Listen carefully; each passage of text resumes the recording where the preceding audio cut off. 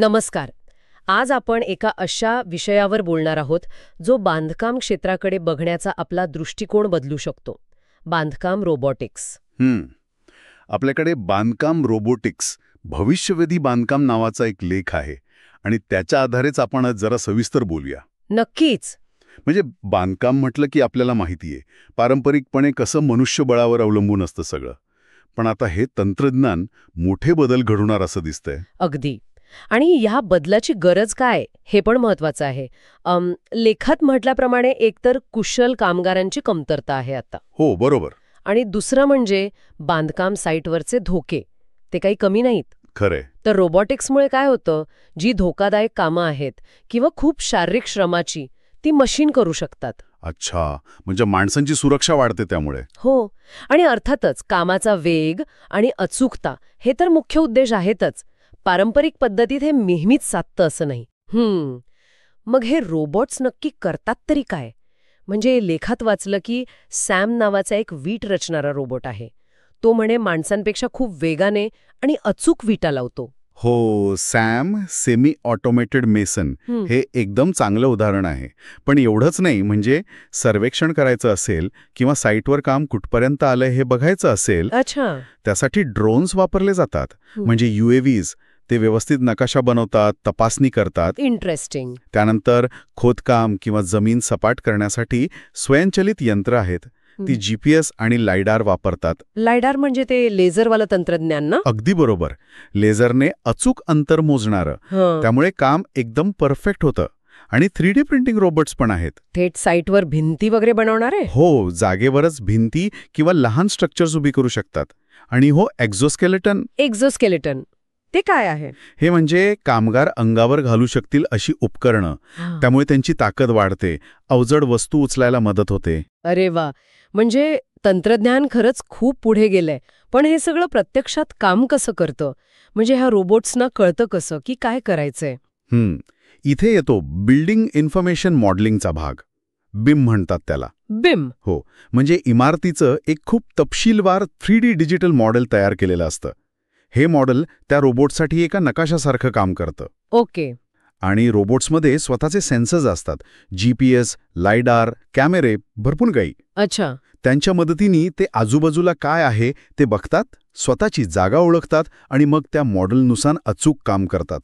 अर्थात यासाठी प्रोग्रामिंग आणि कॅलिब्रेशन लागतं वेळोवेळी. समजलं. म्हणजे एक डिजिटल प्लॅन आणि दुसरे सेन्सर्स. मग याचा एकंदरीत बांधकामावर परिणाम काय होतोय असं लेखात म्हटलंय? परिणाम खूप महत्वाचे आहेत. सगळ्यात पहिलं म्हणजे वेग.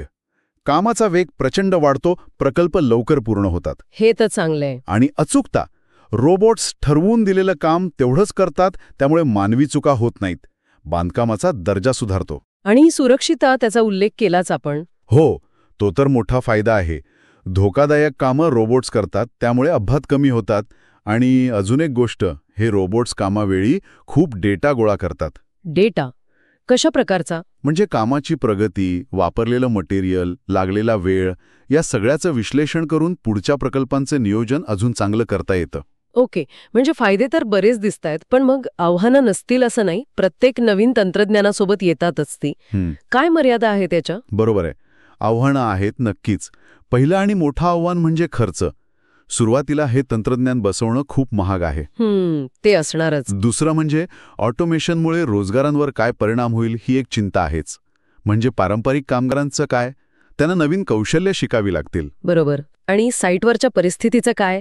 म्हणजे बांधकाम साईटवर नेहमी सगळं ठरल्यासारखं नसतं. अगदी. तोच तिसरा मुद्दा. लेखातही म्हटलंय की अनपेक्षित परिस्थिती किंवा बदलत्या वातावरणाशी जुळवून घेण्यात रोबोट्स अजून थोडे कमी पडतात. त्यांची अचूकता चांगली आहे, पण लवचिकता कमी आहे म्हणू शकतो. अच्छा. आणि अर्थातच या महागड्या यंत्रांची देखभाल आणि दुरुस्ती, तो पण एक महत्वाचा आणि खर्चिक भाग आहे. म्हणजे चित्र असं आहे की एका बाजूला वेग, अचूकता, सुरक्षितता आहे, तर दुसऱ्या बाजूला खर्च, नोकऱ्यांचा प्रश्न आणि प्रत्यक्ष कामातली लवचिकता ही आव्हानं आहेत. हे तंत्रज्ञान फक्त एक टूल नाहीये, तर कामाची पद्धतच बदलते आहे. अगदी. तुम्ही बरोबर पकडलंय. ही कामाची पद्धत बदलतीये. आणि भविष्यात तर कृत्रिम बुद्धिमत्ता म्हणजे AI आणि मशीन लर्निंगमुळे हे रोबोट्स अजून स्मार्ट होतील. म्हणजे स्वतःहून शिकणारे. हो. अधिक स्वायत्त, स्वतःहून निर्णय घेऊ शकतील आणि मानव रोबोट्स एकत्र काम करतील, कोबोट्स म्हणतात त्यांना. Cobots, collaborative robots. बरोबर, त्यांची संख्या वाढेल. तसंच ऑफसाईट बांधकाम पण वाढेल. म्हणजे कारखान्यात भाग बनवून साईटवर फक्त जोडायचे. प्रिफॅब्रिकेशन सारखं. हो, तेच. आणि पायाभूत सुविधा आहेत ना, म्हणजे रस्ते, पूल, त्यांच्या दुरुस्ती आणि देखभालीसाठी पण रोबोटचा वापर वाढेल असं दिसतंय.